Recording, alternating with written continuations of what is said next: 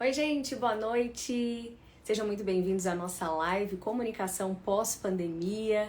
Resolvi falar sobre esse tema porque a pandemia transformou a nossa vida, as nossas relações e é um processo agora que a gente vai ter que se readequar a esse pós-pandemia.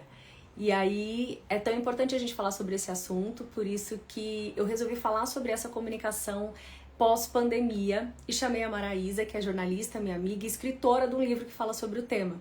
Então sejam muito bem-vindos a essa live. A gente vai bater um papo muito legal hoje para falar sobre esse impacto da pandemia na nossa vida, na nossa comunicação. Com certeza mudou muita coisa na minha vida, porque eu, por exemplo, fazia cursos presenciais, dava as minhas aulas presenciais, os meus media trainings, por exemplo, e tive que readequar tudo isso para essa nova realidade do distanciamento social que a gente passou a viver então na pandemia. E como fica a nossa vida nesse pós-pandemia? Como é que fica a nossa comunicação? A gente já tem conversado há alguns dias aqui sobre como a comunicação ela é dinâmica, como todos os processos da sociedade, como a gente vai evoluindo como sociedade e essa comunicação também. E a importância da gente se atentar para esse dinamismo dessa comunicação. Mas a pandemia acelerou ainda mais esse processo, assim como as mudanças culturais, educacionais, as novas tecnologias, elas mudam essa comunicação, vão gerando essas transformações. A pandemia acelerou ainda mais esse processo. Alguns autores, inclusive, dizem que coisas que poderiam ter acontecido daqui 20 anos já mudaram por conta da pandemia, que vai trazendo essas mudanças. Então, por isso que é tão importante a gente falar sobre a comunicação nesse novo cenário, nesse cenário de pós-pandemia. A gente ainda está nesse processo, né, de pandemia, não pandemia, como é que fica isso? Ainda estamos vivendo tudo isso. E Maraísa já está aqui comigo. Oi, Maraísa. Oi, Flávia. Olá, pessoal que está aqui nas nossas redes. Quero te agradecer muito pelo convite. Eu estava te ouvindo falar aqui e passa um filme, né? Quando a gente pensa todo esse período que a gente viveu, quantas mudanças nós precisamos aprender aí, né? Acho que isso é muito significativo para todos nós. Sim, e assim, eu queria primeiro que você falasse, Marisa, porque a pandemia para mim foi um baque tão grande, porque nós somos de Goiânia e eu me mudei aqui para São Paulo no dia 3 de fevereiro de 2020. A pandemia chegou em março, mais ou menos dia 20 de março, alguma coisa assim. E para mim foi assim um desespero total estar sozinha em outra cidade. Eu tinha acabado de chegar aqui para trabalhar e me ver sozinha, me ver dentro de casa, me ver, meu Deus, como é que vai ser minha vida agora, longe da família, longe de todo mundo. E para mim foi muito difícil esse momento inicial e o medo dessa pandemia. E depois, quando a gente viu aquele momento, nossa, não, a pandemia agora relaxou no final do ano. E quando eu voltei, né, do final do ano e vi que, meu Deus, vai fechar tudo de novo. Voltou tudo de novo. Olha, eu juro que me deu uma deprê mesmo, um desespero que eu falei, meu Deus, o que vai ser da minha vida esse ano? Porque praticamente a minha vida era trabalhar muito, porque no meu caso, por exemplo, eu trabalhei muito mais na Eu também. pandemia por Eu estar no também. governo, por ter toda uma estratégia em relação ao combate a essa pandemia no maior estado do país. Mas ao mesmo tempo, Equipe enorme, né? na nossa vida pessoal, o desespero de pensar, meu Deus, o que está acontecendo? E aí eu queria que você me dissesse o que te motivou a falar sobre essa vida pós-pandemia. Para responder essa pergunta, eu vou contar uma breve história aqui que representa muito de mim. Eu sou uma pessoa desde criança inconformada. Então, eu queria realizar alguns sonhos, como escrever um livro. Desde 10 anos de idade eu queria.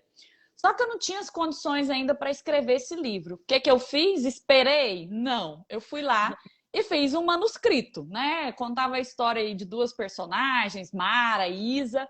Embora eu tenha realizado esse projeto, ficou aquela coisa, eu vou escrever um livro, vou escrever um livro. E durante vários momentos eu tentei, inclusive em 2017 eu fui coautora de um capítulo falando de comunicação, mas ainda não era aquilo que eu queria. Mas aí em 2019 eu decidi, comecei o ano falando, olha, vou escrever um livro, tinha até um título, se chamava Comunicação para a Carreira Profissional. Estava, Flávia, praticamente pronto o livro. E aí, em março, né, você já contextualizou, veio a pandemia. E aí eu falei assim, gente, e agora? As coisas que eu tenho escritas, elas não representam esse momento, né? E aí, inconformada que eu sou, eu pensei assim, vou desistir?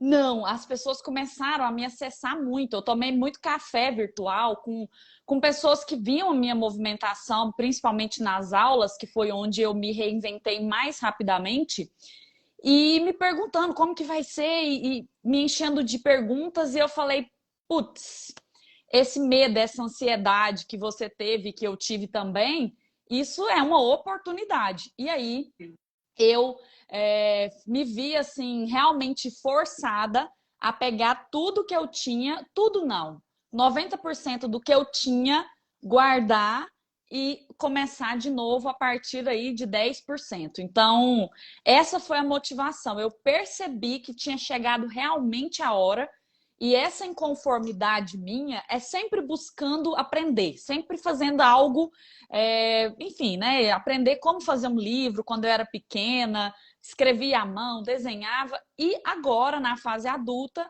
essa inconformidade de aprender para melhorar e para evoluir sempre. Então, foi isso que aconteceu, que me motivou. E aí eu levei 7 meses, mais ou menos, de pesquisa, amarrando alguns conteúdos, depois eu vou contar o que manteve, para eu, então, publicar o livro no final de 2020, mandar para a gráfica, né? Publicar mesmo foi em janeiro desse ano, do ano passado, 2021. E por que levou teve o título de Comunicação Pós-Pandemia? Você estava contando antes que você já tinha um livro voltado para comunicação Sim. empresarial. E qual que foi o momento que deu aquele estalo assim para você, que você falou, cara, isso aqui é algo que vai ser um marco para a comunicação e eu vou focar nisso? Foi o seguinte, eu fiz uma pesquisa para o livro Comunicação para a Carreira Profissional. E essa pesquisa ela foi muito significativa para mim, porque eu descobri, inclusive, essa é a parte que eu mantenho no livro, eu descobri, pesquisando aí quase 250 pessoas, não, para ser mais exata, mais de 220. A gente, jornalista, tem a mania de arredondar, mas nesse caso aqui é interessante falar o número. Eu pesquisei perguntando assim para as pessoas: hoje, qual é o seu maior desafio profissional quando se trata de comunicação? E aí eu descobri que eram vários desafios e que 92% de todos os entrevistados afirmaram que viam falhas de comunicação frequentemente no ambiente de trabalho. E aí eu fiz outra pergunta na pesquisa que dizia assim: você já teve alguma oportunidade em função da boa comunicação, da comunicação eficaz? Aí que veio a surpresa, porque 92% me disseram que viam falhas frequentes de comunicação. E 97% revelaram que sim, que a comunicação em algum momento da vida já tinha trazido oportunidades. Então eu vi um paradoxo. Você concorda? Claro, Poxa, existem falhas. Tem muito problema, né? Você tem muita falha, mas você também tem oportunidade. Exatamente. E aí eu pensei o seguinte: com essas ligações, várias pessoas, fala comigo, me dá uma consultoria, vamos fazer uma live. Eu percebi que esse momento que nós estávamos começando a viver seria um divisor de águas em termos de comunicação. E eu fiquei assim, peraí, mas o que vai mudar de fato? Como que a gente vai ter que lidar com esses desafios? Porque eram as perguntas que as pessoas me faziam e eu não tinha as respostas. Na verdade, ninguém tinha, né? A gente não tem uma bola de cristal para falar, ó, vai ser assim. A gente tem tendências. Você acompanha tendências de comunicação o tempo todo, assim como eu. A gente vê questões de outras áreas de educação, de tecnologia, mas a gente não sabia. Então, naquele momento, foi até uma forma de eu também cuidar um pouco daquela minha ansiedade, né? De pensar como é que vai ser, como que eu posso, de fato, ajudar as pessoas. Então, foi mais ou menos isso. Não foi uma bola de cristal, não foi futurologia, foi pensando...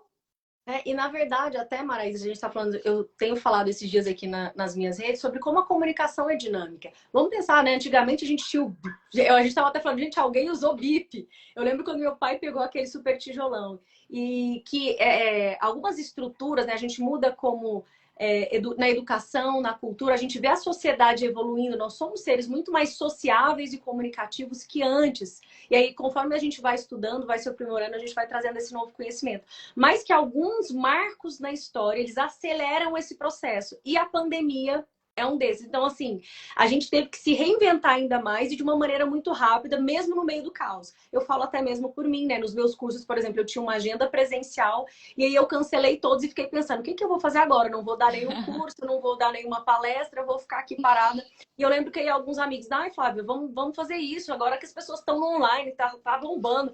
E eu ficava assim no início. Não acho que é o momento, porque eu acho que é um momento de tanto sofrimento agora que eu não tô nessa vibe. Tanto que no início começou todo mundo a fazer live, começou a fazer um monte de coisa, e eu falei, cara, não tô nessa. Não, eu preciso estar bem comigo, parece que eu ainda não tô nesse lugar.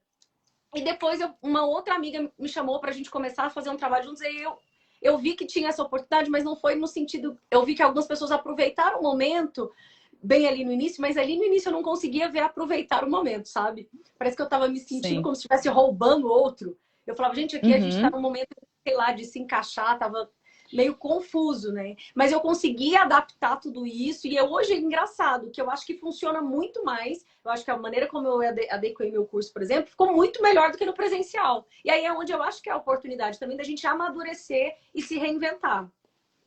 Isso que você colocou, inclusive teve um estudo que eu divulgo, que eu falo nas minhas palestras, não deu tempo de colocar no livro, mas é muito parecido com o que eu abordo no livro, que é da consultoria FSB, né? Eles falam que nós passamos por fases. Primeira fase aí da pandemia mesmo é a fase do meme. A pandemia está lá longe, lá na China, não vai chegar aqui, não. É o chinês, isso é problema dele. Depois vem essa fase que você falou, que é a fase do medo, que é a fase da empatia também, que é a próxima fase. Poxa, as pessoas estão aproveitando isso, eu quero ver como que eu posso ajudar. Então, muitas empresas reinventaram, inclusive, logomarca, a comunicação, logotipo, na verdade. Kleber Sim. Muniz, que está aqui, que me desculpe, mas a marca, né? O Mercado Livre fez isso, outras Isso. empresas fizeram. Depois, que foi essa hora que você falou assim, opa, vou fazer algo que meu curso vai ficar melhor. Foi a fase do conteúdo. Então, tiveram Uhum. pessoas que produziram conteúdo desde o primeiro dia. Outras não, mas essa consolidação do conteúdo, de você servir as pessoas por meio do conteúdo, ela foi muito importante. E, claro, a última fase, que eu acredito que é a fase que nós estamos passando, é o olhar para o futuro. Então, assim, esse olhar para o futuro é onde eu falo, poxa, a pandemia transformou o negócio, transformou meu comportamento, o nosso comportamento social, você mesma falou aí, e vai transformar com certeza a nossa comunicação. A nossa comunicação, gente, ela não tem mais limite. Se você achava que tinha antes, agora não tem mais. Por que que eu falo muito no meu livro de você se tornou uma marca? Embora você não Uhum. tenha consciência, muita gente não tem essa consciência. Por quê? Porque você olha no perfil da Flávia hoje, você vai ver lá o tripé da comunicação que ela trabalha. Então, assim, a Flávia é uma marca, a Flávia se posiciona e as pessoas percebem. E mais, o cliente está a um clique. Então, antes, se era muito mais difícil eu produzir um curso online, pelo amor de Deus, hoje, com o recurso que o PowerPoint, a Microsoft, o pacote Office oferece, você grava um curso em 1 hora. O curso que você dava ele presencial, você grava lá com todos os recursos que antes era uma parafernália. Então, por que que foi um ponto de ressignificação? Porque o meio não é a mensagem, a gente não estuda isso, nós comunicadores. Nós Uhum. tivemos que adaptar a nossa forma de dizer, a nossa forma de comunicar. Tudo isso mudou e mudou sem volta. Eu falo que é um caminho, não sou eu que falo, né? É, Assim, o próprio mercado diz, é um caminho sem sim. volta. E eu acho que foi totalmente positivo nesse sentido. Por exemplo, de cursos que a gente não poderia fazer, que não estavam disponíveis online, por exemplo, e que agora estão. E eu acho que foi muito desafiador, na verdade, para os professores. Né? A gente vê principalmente no ensino básico, nas escolas sem estrutura, mas de maneira geral, a gente mostra como a comunicação é importante e como todos os profissionais de todos os nichos precisam se atentar para isso, eles precisam estar preparados. Até o Rodrigo está colocando aqui. Na comunicação online não se perde a empatia? Olha, eu acho que aí, de jeito nenhum, ao contrário, eu acredito Não. Não. que na verdade você consegue conectar, a conexão independe do toque físico, sabe? Igual, por exemplo, os meus todos os meus cursos e a mentoria à distância, eles falam assim, é como se a gente fosse amigos. É que eles se sentem próximos a mim, porque essa proximidade está na forma como eu me comunico e não no meio que eu utilizo. Exatamente. Aí a pergunta do Rodrigo, ela é sim e não, porque depende. Quer ver um exemplo? Eu tenho um amigo que ele é roteirista da Maurício de Souza. Depois eu até quero apresentar vocês aí quando ele estiver em São Paulo. Ele teve tanta empatia por ser professor, por ser roteirista, por ser cartunista. Ele criou um perfil que conectou tanto com as pessoas, que é a Escola de Passarinhos. Eu sempre divulgo a Escola de Passarinhos. E ele teve tanta empatia com a realidade dos professores, essa realidade que você falou, que às vezes o professor demorou, da escola pública, demorou um ano para ele estruturar uma aula que os alunos conseguissem ver. Que os alunos tivessem suporte, porque tem casa, Flávia, óbvio, você sabe disso, você está aí no governo, você vê essa realidade, que existe um celular para 4 meninos estudarem. Então, claro, essa pandemia, ela nos mostrou que nós podemos nos conectar à realidade do outro, porque a realidade do outro não é a mesma que a nossa. Então, assim, eu acredito sim que a empatia, que essa conexão com esse olhar humano, ele pode ser... claro, explorado no bom sentido, no digital também, desde que nós tenhamos essa intenção. Assim como no presencial também. Eu posso estar de frente para você, ver um sofrimento seu. Se eu não tiver intenção de me conectar com você, não vai adiantar nada. Exatamente. E outro ponto aqui, Maraísa, até que você trouxe a gente falando sobre educação, e eu acho que a pandemia também mostrou o abismo social que a gente vive também, né? E aí é onde a gente talvez poderia falar ainda mais, Rodrigo, dessa empatia, que a gente está falando aí do aluno que 4 celulares em casa, uma internet que não funciona, mas a gente está conseguindo dar uma online, a gente continua fechando. Outros cursos online, a gente conseguiu ganhar o mundo. Eu, por exemplo, consegui ampliar o meu repertório completamente, clientes do mundo todo, enquanto outras pessoas, na verdade, estão se comunicando menos, porque estão num isolamento social, não tem talvez acesso a essa internet, a esse mundo digital, e talvez só tem uma TV ali. Pode ser que a TV, querendo ou não, ainda é o principal veículo que as pessoas têm acesso, ou até mesmo o pacote do WhatsApp, que hoje as pessoas têm mais acesso a isso do que, por exemplo, assistir um vídeo aqui, como a gente está fazendo numa live. Esse ponto da tecnologia, ele é crucial, porque ele foi que revirou tudo, não tem mais volta, porém, ele também vai segregar muito. Por exemplo, eu vou me aventurar aqui, mas é só en passant mesmo. Estou estudando muito sobre metaverso, acredito aí que os profissionais da comunicação também. Tem até uma indicação de um perfil aí para quem quiser seguir, que chama Escola Metaverso, que Walter Longo, por exemplo, está à frente, e outros pesquisadores aí, o Jaime Troiano também, que eu acompanho há muito tempo, que fala de propósito e tudo mais. O 5G é um elemento fundamental para esse mundo que nós vamos viver de forma imersiva. Então, assim, quando até um colega brincava, né, que abria a geladeira e saía uma reunião do Zoom, nós vamos viver isso muito mais para frente. Mas nós vamos viver isso com 2 Maraísas, né? O que eu falei lá, Mara e a Isa, lá atrás, no passado, vai ter eu e vai ter meu avatar, né? Mas a tecnologia também, nesse ponto, ela vai ser esse divisor de águas. Porque ela vai deixar muita gente para trás, né? Maraísa, é muito engraçado. Você fez a pós em mídias digitais e comunicação empresarial. Eu fiz só de mídias digitais mesmo, específica para isso. Eu lembro que quando eu fiz, isso foi em 2014, se não me engano, que o professor colocava esses vídeos de futuro, que a geladeira tinha TV na geladeira, que você ligava o celular na geladeira. Que era tanto que o meu curso de conclusão do MBA foi sobre Smart TV. Pensa sobre a Smart novidade, TV. Né? Não, falando sobre as Smart TVs, como é que seria essa internet na televisão, o meu trabalho de final de curso foi esse. E na época eu ficava pensando, gente, como eu fiz o TCC sobre sobre isso, mas eu não conseguia imaginar como seria essa TV na época. Então, gente, como que vai ser essa TV que eu vou escolher, que eu posso fazer tal coisa, que eu posso acessar pelo celular e mexer na TV? E aquilo ainda era uma incógnita. Tudo ao mesmo tempo.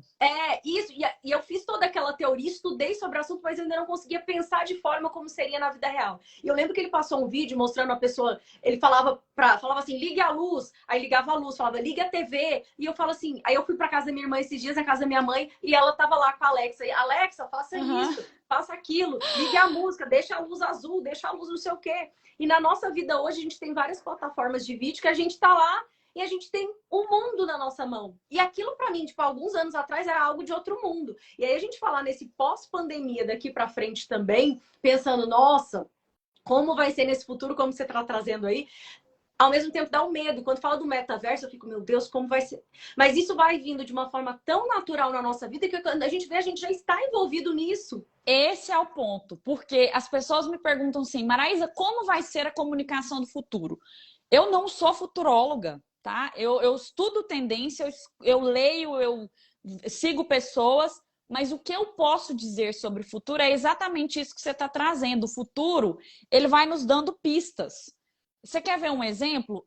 No final de 2019, eu fiz um curso de neurociência na ESPM com aulas exatamente iguais a hoje. A ESPM tinha essa plataforma de curso ao vivo semanalmente. Então, para eles, foi assim, ó, foi isso. Então, o futuro, essa coisa que as pessoas colocam, nossa, o futuro. Gente, o mercado vai deixando pistas. As transformações, elas não acontecem do dia para a noite. Então, tem até um aluno meu que estava aqui, que é o Varley.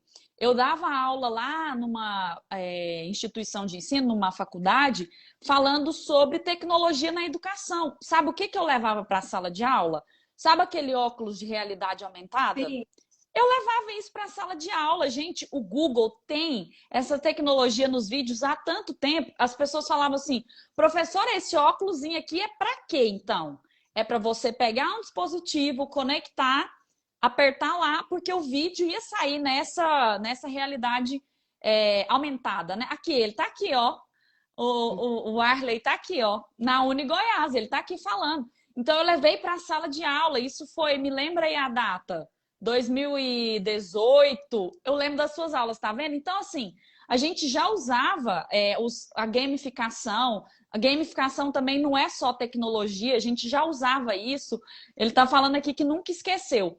Tá vendo? Então, assim, gente, não é do dia para a noite. Por isso que nós precisamos deixar de ter medo do futuro e realmente aprender as habilidades para o futuro. Quer ver? Eu não sei se você acompanhou, assim, de forma mais específica, mas agora no final de 18 de março, nessas duas últimas semanas aqui de março, né, semana passada, tem um grande evento de tecnologia e inovação lá em Austin, no Texas, que é o South by Southwestern, né, que o povo não sabe falar direito, né, que é o SXSW, isso, South by Southwestern. Teve uma palestra lá que o palestrante ele falou assim: nós precisamos ser aprendizes de mudança. Tem um capítulo do meu livro que eu falo de mudança. Aí eu falei assim, gente, tá vendo? Não precisa ter uma bola de cristal, mas você precisa estar aberto a essas inovações que o mercado vai trazendo. E não simplesmente falar, não, eu não vou pro digital porque eu tenho medo. Não, eu não vou porque você até publicou um conteúdo que eu adorei, né, que falava sobre os vídeos, as pessoas que dão desculpas para não fazer algo. Ah, eu não sei, eu não tenho a melhor câmera. Então, nós precisamos ter essas habilidades para o futuro. Eu falo de 10 competências no livro e a primeira delas é a humildade. A humildade no sentido de você ser esse eterno aprendiz, essa pessoa que sabe que sim, tem qualidades, mas que pode desenvolver outras competências e que existe sempre um gap de conhecimento. Eu não sei tudo, olha o tanto de conteúdo que tem todos os dias, então é claro que eu não posso ficar ansioso, né? Aquela pessoa que tem o FOMO lá, que é a síndrome da pessoa que quer saber tudo, né? E acha que sempre está desatualizada. Oi? Quem sabe tudo, não sabe nada, Não muitas sabe vezes. nada. Então, assim, esse ponto que eu trago, né, da fala do palestrante lá do evento, aprendiz de mudança. Você tem que olhar para o seu nicho e falar assim: o que que as pessoas estão fazendo que seria muito legal se eu também incorporasse isso aqui no meu conteúdo? E, claro, nosso conteúdo ele tem que servir as pessoas. A pandemia ela mostrou isso. Eu lembro até hoje que eu escrevi isso no meu livro. Eu fiz um curso no início da pandemia com a Luísa Helena Trajano, com o Leandro Carnal, um curso gratuito que a PUC do Rio Grande do Sul disponibilizou para todo mundo. E ela falou isso, ela falou assim, peraí, essa pandemia ela não vai ser rápida. Ela já pensou isso. Aí ela falou assim, o que que eu preciso aprender que eu ainda não sei? E aí, olha que sacada. Ela olhou para os netos dela, que já eram nativos digitais, eles lá com o celularzinho, e o que ela não sabia, ela foi atrás deles. Então, essa humildade tem a ver com eu preciso ter mentores que sabem fazer aquilo que eu não sei. E às vezes o mentor, gente, é uma pessoa com menos idade que você, com menos experiência que você, mas você pode aprender sempre com as pessoas. Sim, e outra, né, Marisa? Por exemplo, nós duas somos jornalistas, trabalhamos com comunicação, mas nós temos conhecimentos diferentes. A gente tem algumas coisas que se interligam, mas assim, a minha forma de trabalhar é uma, a sua é outra, a gente tem outros colegas também. E assim, uma coisa que eu acho que é muito importante, até que você pontuou do que eu trouxe, que a gente sempre arruma desculpas para mudança. Às vezes a gente, quanto mais a pessoa resiste à mudança, eu acho que mais para trás ela fica.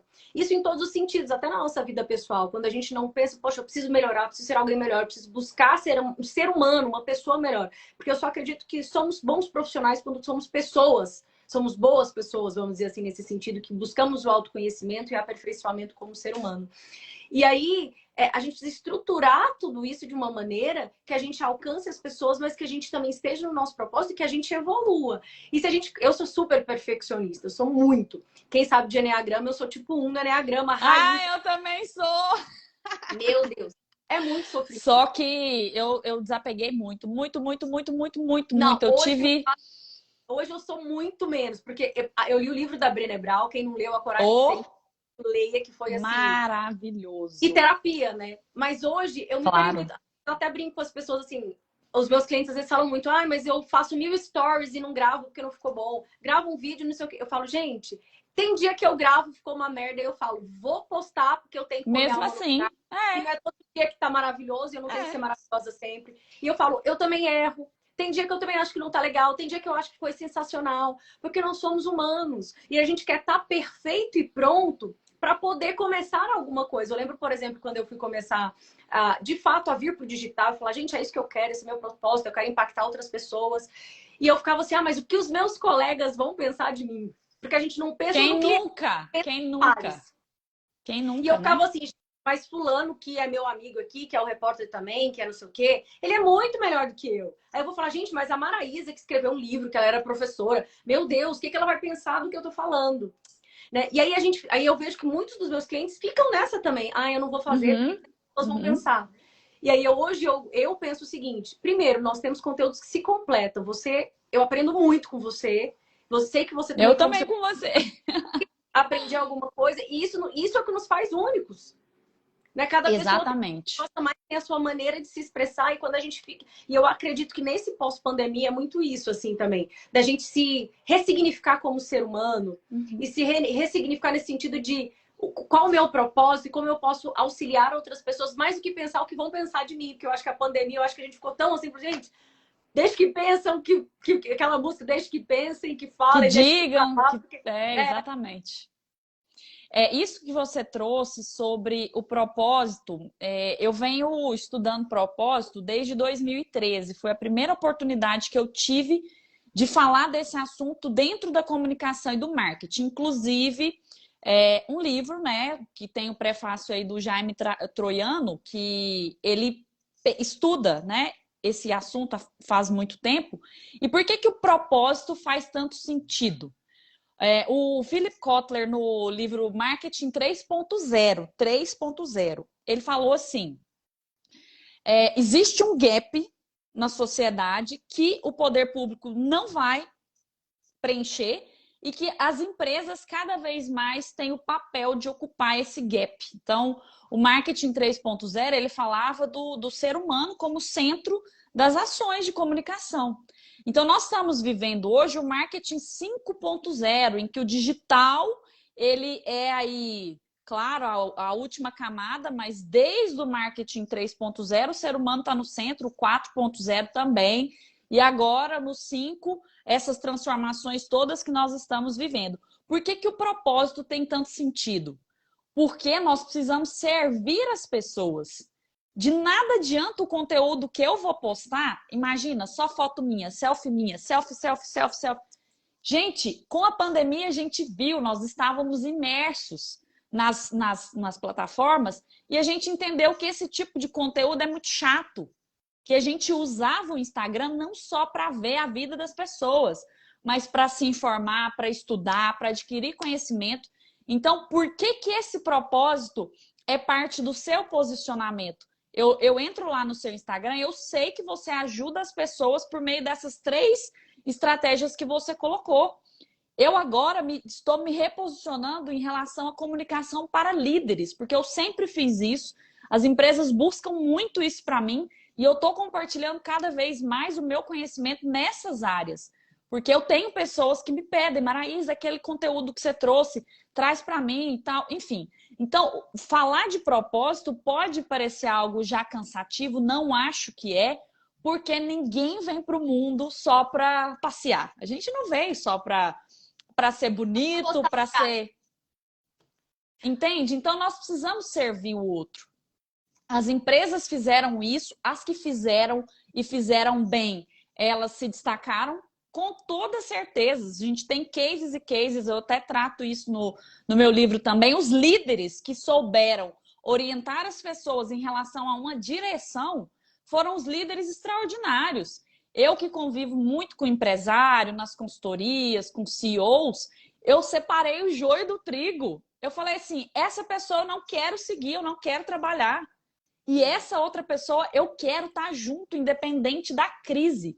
Porque a crise ela foi uma grande oportunidade para ela mostrar a que veio as pessoas que estavam direcionando as empresas, as pessoas que estavam liderando o digital, as pessoas que estavam produzindo conteúdo.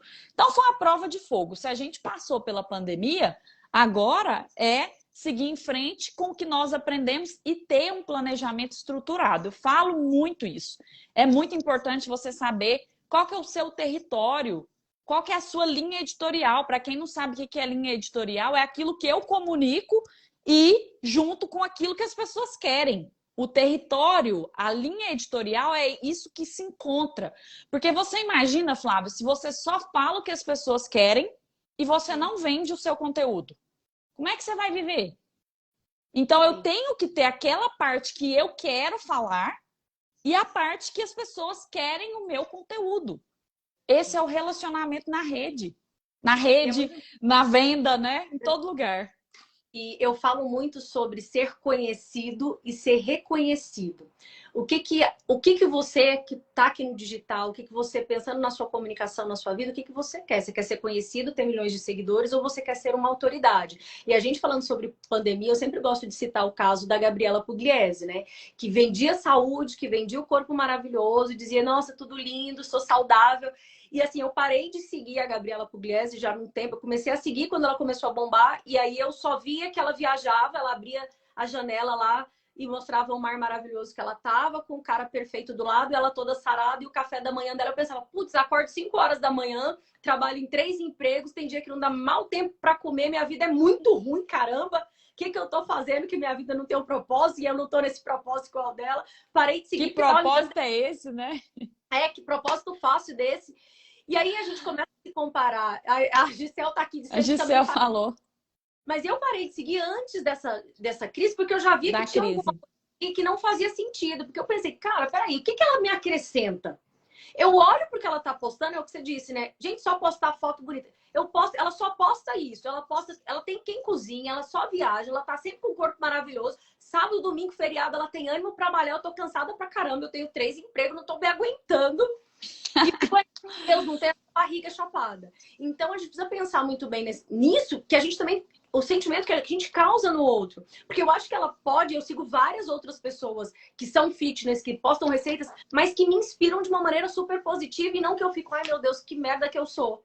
Não consigo fazer nada que ela faça. Então, eu acho que o propósito está alinhado a isso. Porque quando nós queremos ser autoridade, nós temos o propósito de ajudar outras pessoas. É mais do que postar uma foto malhando, é mais do que postar a comida que você está fazendo, mostrar que você é fitness. Sabe? É muito mais um estilo de vida, é muito mais uma inspiração para o outro do que um padrão, sabe? Do que algo que se torna pesado.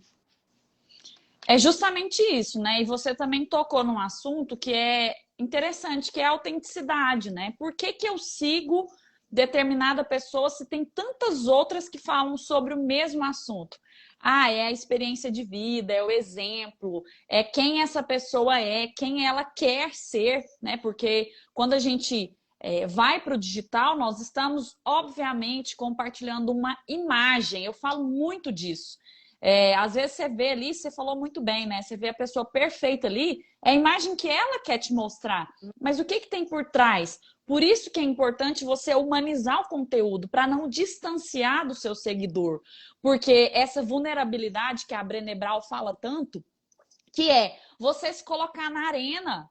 Peraí, não é o crítico que vai importar, não. É você que tá lá, ó, sujo de poeira, de suor, de sangue, que vai compartilhar ali o seu conteúdo. Você até falou lá no seu post, ah, mas eu não faço porque não tem visualização. No início não tem mesmo, entendeu? Então, assim, nós estamos precisando de pessoas que sejam pessoas mais naturais, mais não natural no sentido de imagem, mas de vida, vida mesmo, aquilo que é humano, que conecta.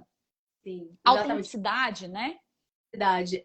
Tem aqui até a Juliana que está dizendo assim: eu estou tratando de depressão porque me frustro em me comparar com esse tipo de gente. Olha, Ju, eu sei o lugar que você está, já tive nesse lugar de me comparar, de ficar muito ruim. E o caminho que eu busquei, é claro que você precisa procurar ajuda, deve estar procurando ajuda nesse sentido, mas, né, você disse que já está tratando, mas eu dei um follow em tudo quanto é blogueira, tudo quanto é digital, porque tudo para mim que hoje é muita futilidade, não faz sentido na minha vida. Então, hoje eu sigo pessoas e leio conteúdos e invisto em conteúdos que me agreguem. Porque só foto bonita de bunda, sabe, só um corpo com Photoshop, e aí a gente fica muito naquela, né? Nossa, esse corpo, você não vai ter aquele corpo nunca porque você tem o seu corpo, né? E cada pessoa, essa é a sua vida, né? E eu podia seguir tudo igual a Gabriela Pugliese e fazer tudo, eu nunca teria, porque primeiro que a minha estatura é uma, meu corpo é outro, e a gente acaba se comparando demais. Então a rede social trouxe muito isso. Pandemia deixa também. Eu só liberar a porta ali e já volto, tá? Porque eu deixei a chave ali e já volto. Tá. E eu vi muito que, assim, na pandemia, as pessoas caíam um pouco essa coisa de como a gente estava dentro de casa, né? Dessa glamorização na rede social. Então, a gente precisa pensar, né? Ressignificar isso também na nossa vida. Esses digitais que só viviam aí postando isso. E a gente viu que nesse momento da pandemia, isso não cabia mais. Então, cabe a gente pensar também quem a gente está seguindo, como essas pessoas influenciam na nossa vida.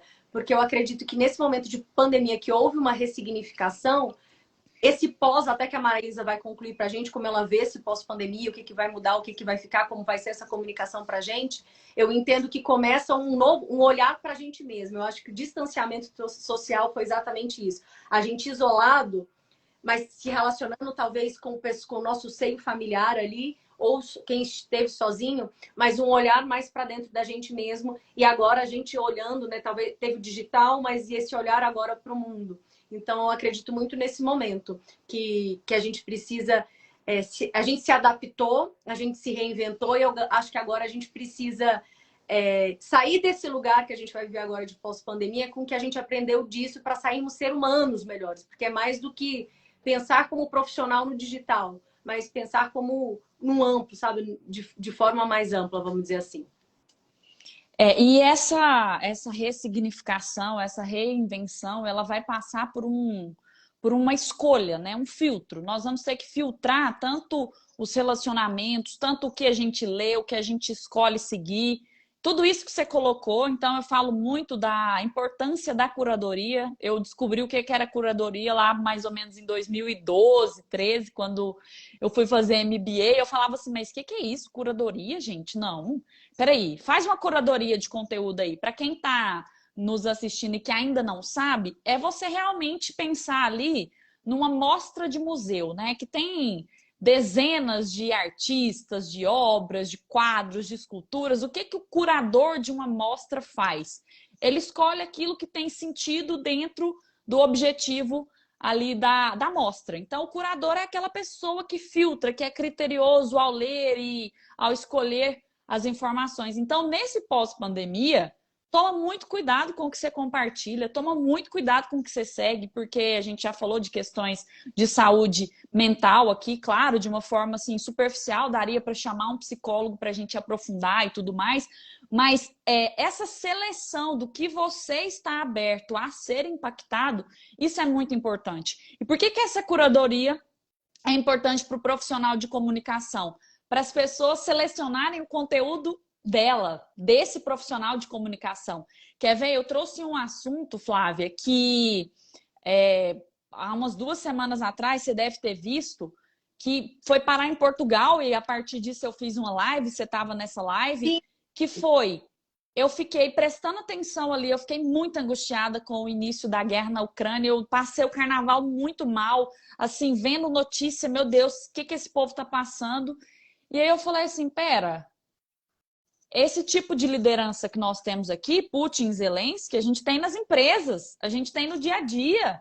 O que que nós podemos aprender em relação a isso? Então, eu filtrei muita coisa, li muita coisa, fiz uma curadoria e criei um conteúdo. Esse conteúdo, as pessoas compartilharam. As pessoas, assim, foi surpreendente, assim, o impacto que eu tive, as respostas que eu tive. Isso, gente, é curadoria. É você buscar aquilo de melhor que você tem em relação às informações que você tem interesse. Você filtrar boas fontes, fugir de fake news, tomar muito cuidado com isso. É uma live à parte também que a gente poderia tratar. Mas esse é o impacto. Tem um livro, né, que chama Você é o que você compartilha, do Gil Jardelli. Para nós aí dessa área de mídias, não é novidade. Mas é isso mesmo, você é aquilo que você está compartilhando. Tem até uma charge de um cartunista argentino, que até publiquei um tempo atrás. É um pai ali num computador e a menina falando, pai, mas isso é fake news. Aí ele fala assim, mas como se é exatamente o que eu penso? Ou seja, nem sempre a verdade é a verdade. As pessoas usam o que elas compartilham para dizer o que elas gostariam de dizer, travestido de notícia, de verdade, mas não é, entende? Então, assim, esse filtro do que você vai consumir, do que você vai compartilhar no mundo infodêmico, né, de infodemia, que é uma pandemia aí de informações, a gente vive isso. Esse termo não é meu, esse termo é do Tedros Adhanom, que é o secretário geral lá da OMS, o diretor-geral. Ele falou isso no início da pandemia, né? A Romilda está falando aqui, ó, pensamentos não são fatos. Exatamente. Então, nós precisamos ter esse foco. Exatamente. Então, assim, a comunicação, ela serve para o bem e serve para o mal também. Então, de que lado que você está? Né? Você que vai se posicionar e ser responsável por isso. Tem muito essa responsabilidade também. Exatamente. Gente, quero agradecer vocês todos que estão participando com a gente. Quero aproveitar aqui, antes da gente concluir, que eu quero que a Maraíse fale sobre o livro dela e sobre qual é a visão dela para esse mundo pós-pandemia, nessa comunicação. E quero convidar vocês para a semana que vem. Começa também a minha semana Destravando a Comunicação. A gente tem live na terça, na quinta e na outra segunda, no dia 11, também às 6h28, onde eu vou falar sobre roteiro, vou falar sobre imagem pessoal. Vocês que estão aqui, muita gente gosta dessa coisa da imagem pessoal. Eu coloco uns stories aqui que as pessoas ficam enlouquecidas. Marisa, meu Deus, nunca tinha pensado nisso. Minha imagem é importante. É importante, eu vou falar um pouco sobre isso também. Eu adoro esse assunto, quero aprender. Gente, mudou minha vida. Esses são os 3 pilares que eu trabalho hoje, né? Os 3 pontos da comunicação, que é a comunicação interpessoal, que é a comunicação não violenta, porque eu não acredito que se você não comunique bem com você mesmo e nas suas relações, você não vai se comunicar bem no digital, você não vai comunicar bem em público. Não quer dizer que você não vai falar bonito. Você pode falar bonito, você pode falar bem, você pode ser um excelente orador. O que não quer dizer que você seja um bom comunicador, são coisas diferentes. E o pilar da imagem. Então, convido vocês, já coloquem aí no sininho pra gente estar junto também na semana que vem. E para a gente concluir, quero que a Maraíse fale sobre o livro, né? E qual é a sua projeção, Maraísa, dentro dos seus estudos, dentro do que te inspirou para escrever esse livro. Ah, mostrou o livro aí, já eu tinha que ter lido antes. Mas aí agora eu vou para Goiânia em maio e vou pegar o meu livro. Oba, coisa Eu boa. tinha combinado, a Gisele tinha marcado um café da última vez que eu fui, né, Gisele, com nós três, mas não deu certo. Mas Mas eu vou vai em dar maio, certo na próxima. vai dar certo dessa vez. E aproveita e responde a pergunta dela. Como vai ser o futuro da fake news? Pode chegar ao fim? Vai diminuir? E como que você vê essa comunicação pós-pandemia? Olha só, é uma pergunta assim desafiadora, mas desde que o mundo é mundo, nós temos aí pessoas que distorcem a verdade, que distorcem os fatos, né? O que a gente A chama de fake fofoca! news. Desde É o que que a gente... gente chama de fake news, né? Não é fake news, porque notícia de verdade, né? Apurada, fatos e dados, não é fake, né? É notícia. Então, essas informações falsas, eu acredito, e aí a gente está vendo como a tecnologia ampliou isso, acho que vai ficar ainda mais fino, né? O ajuste vai ser mais fino. A gente tem aí os deepfakes que não nos deixam mentir, né? O que é o deepfake? Você pega um vídeo, né? Você pega uma série de vídeos, faz pesquisa de imagem e usa a inteligência artificial para criar um vídeo que é igual, né? Tem um vídeo do Obama que as microexpressões são do Obama, a voz é do Obama, tudo é do Obama. Mas o vídeo é falso, não é informação verdadeira. Então, eu acredito que nós teremos que nos adaptar a isso, né? Para não cair, para ter uma educação digital, para a gente dizer para as pessoas como sair dessas fake news, mas eu não acredito que elas vão acabar, não, tá? Porque a motivação das pessoas em compartilhar isso tem muito a ver com essa charge que eu coloquei, né? Às vezes é ideológico, às vezes é ingenuidade, tem gente que não sabe mesmo, precisa ser um assunto falado. Agora, sobre pós-pandemia, né? Eu acredito, Flávia, né? Já li o livro acho que umas 3 vezes depois que eu escrevi. E sempre assim, nossa, eu poderia ter falado disso, nossa, eu poderia ter colocado ali. Era só comigo que isso acontecia. Não, não, mas assim, eu desapeguei quando a minha revisora, ela leu o livro e falou assim, Maraísa, parabéns, esse conteúdo aqui, ele precisa estar na mão das pessoas. Por quê? As pessoas já não sabiam, eu não vou generalizar, mas as pessoas já tinham muita dificuldade de comunicação antes da pandemia. E a pandemia evidenciou isso muito mais. Então, nós precisamos, Flávia, na verdade, começar com o básico. Nós precisamos entender o que é comunicação, como que eu posso ter uma comunicação tete a tete, ou no digital, ou no híbrido, para eu alcançar minha finalidade. Então, eu não estou falando aqui simplesmente pelo meio. Isso aqui não é um livro que vai falar, ó, usa o celular para fazer isso. Não, usa o site para fazer isso. Não, é sobre comunicação humana. Então, a comunicação, ela muda, ela é dinâmica, nós concordamos em relação a isso, mas eu preciso fazer a lição de casa, o beabá. Só que eu tenho um contexto agora, que é um contexto muito diferente, que é um contexto em que eu tenho múltiplos canais, múltiplas vozes, eu tenho excesso de informação. É um problema, mas eu posso gerar uma oportunidade, eu posso ser uma figura de transição, eu posso ser uma pessoa que os outros querem seguir pelo que eu trago de qualidade. Então, principalmente ser relevante. Ter um posicionamento claro que traga essa ideia de que eu posso sim fazer a mudança na vida das pessoas. E essa mudança vai começar comigo, como você mesma falou. A gente parou, repensou muitas coisas, deixou para trás outras, trouxe as que deram certo, e a comunicação ela precisa refletir isso. Então, assim, seria até, digamos, a palavra que eu quero dizer, assim, seria até sei lá, precipitado da minha parte da receita. Não quero dar receita. E também não dá tempo de eu condensar esse livro aqui nesses poucos minutos. Mas o ponto é o quanto você é relevante para servir o outro e essa sua comunicação está a serviço disso. A comunicação, ela não é o fim. Ela é a ponte que vai te conectar com a outra pessoa, que vai te conectar com seus resultados. Então, se você está tendo resultado ruim hoje de comunicação, é porque alguma coisa precisa ser repensada. Tem um ruído, tem algo que você pode melhorar, tem algo que você ainda não sabe. Então, nesse livro que eu trago essas estratégias, essas ferramentas, eu pego na mão da pessoa e falo assim, olha, se isso aqui você não fazia antes, você vai precisar continuar fazendo, quer dizer, você vai ter que ressignificar e daqui para frente você vai ter que ter foco para você obter resultados diferentes. E, claro, começando aí por essa ponte que te liga aos resultados que nós chamamos, né, de comunicação. Maraísa, dentro desse pós-pandemia, o que você acha que vai ser mais difícil, assim? Porque a gente veio de um processo muito difícil já de comunicação. O que você acha que a pandemia trouxe nesse sentido? Porque, igual, por exemplo, a gente está falando aqui muito, até o Enes colocou aqui o que eu coloquei, ela falou, anotei o quanto sou relevante para servir o outro. E é muito engraçado, porque às vezes a gente se apega tanto ao número de seguidor e a gente vê muita gente falando, ai, mas teve uma pessoa, não sei o quê. E é tão engraçado que eu falo, gente, se eu impacto uma pessoa... É uma vida, né? Formada, gente, é o meu propósito. E a gente pensa no milhão, mas a gente não começa com um, a gente começa com um.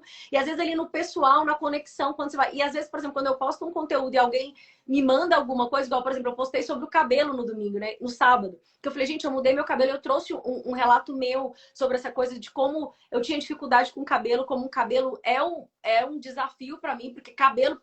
Não sei para os homens tanto quanto para as mulheres, mas se meu cabelo não tá legal, gente, eu tô acabada. Vocês não Nada tá legal. Eu choro. E assim, isso eu tenho de criança. E eu trouxe isso, assim. E eu recebi tantas mensagens. E eu falo do ser vulnerável. E para muita gente pensa, nossa, que futilidade ela falando de cabelo. Mas eu tô falando ali de imagem, eu tô falando de autoestima, eu tô falando de autoconhecimento. E vulnerabilidade, de você abrir isso.